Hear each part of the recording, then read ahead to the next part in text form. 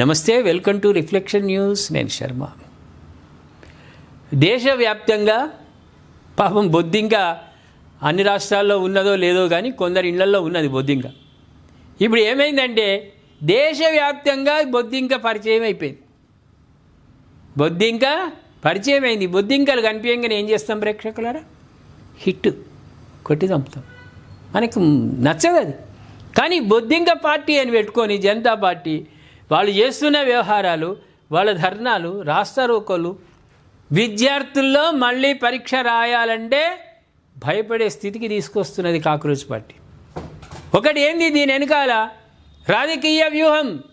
మేము ఒక పార్టీ రేపు ఎస్టాబ్లిష్ చేస్తాం, 29లో దేశవ్యాప్తంగా మేము పోటీ చేస్తాం, మేము అధికారంలోకి రావాలన్నా కుతంత్రంతో ముందుకు పోతున్నారు. కానీ నిజంగా విద్యార్థులమైన ప్రేమ ఉండి కాదు. ఏమంటారు ప్రేక్షకులరా? అలాంటిది జరుగుతలేదు.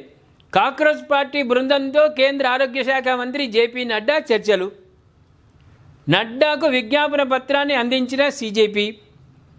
జేపీ నడ్డాతో సీజేపీ ప్రతినిధులు సౌరవ్ దాస్, ఆశుతోష్ రంకర్ భేటీ అయ్యారు. మంచి నిర్ణయమే.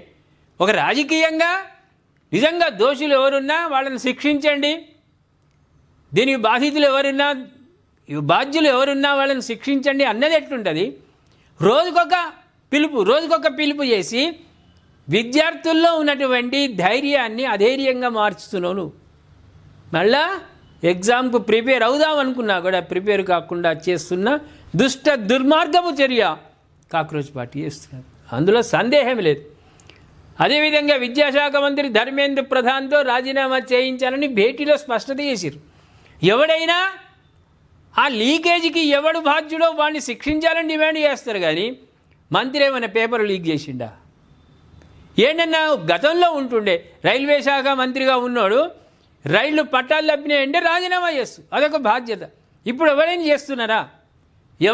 చేస్తున్నారా? 10th పేపర్లు లీక్ కాగానే విద్యాశాఖ మంత్రి రాజీనామా చేస్తున్నాడు. రాష్ట్రాల్లో జరుగుతున్నదా? దానికి ధర్మేంద్ర ప్రధాని ఎందుకు బాధ్యత వహించాలి? ఇప్పుడు నిజంగా అన్ని రాష్ట్రాల్లో అట్లా నడుస్తుంది అంటే ఒక పద్ధతి ఉంటుంది. అదంతా బాయ్. కాకపోతే ఎంక్వైరీలో సమగ్రమైన ఎంక్వైరీ జరగాలి, నిష్పక్షపాతంగా ఎంక్వైరీ జరగాలి, బాధ్యులను అరెస్టు చేయాలని, వాళ్ళకి గట్టి శిక్షలు పడాలని డిమాండ్ చేయడం వేరు. ఈయన ఒక్కడినే టార్గెట్ చేస్తున్నారు. దీని వెనుక ఏముందో అనేది భవిష్యత్తులో చెప్తాను ప్రేక్షకులరా. సీజేపీకి కేంద్రానికి మధ్య కొనసాగుతున్న చర్చల మాట మంచిదే, కానీ అనవసరం ఒకవైపు చర్చలు జరుపుతూ ఇంకొక వైపు విద్యార్థులను రెచ్చగొట్టే విధంగా తయారు చేయడం అనేది బాధ్యత రాహిత్యం. ఏమంటారు ప్రేక్షకులారా? కాక్రోచ్ పార్టీ గురించి దయచేసి కామెంట్ రూపంలో తెలియజేయండి. సబ్స్క్రైబ్ చేసుకోండి, షేర్ చేయండి.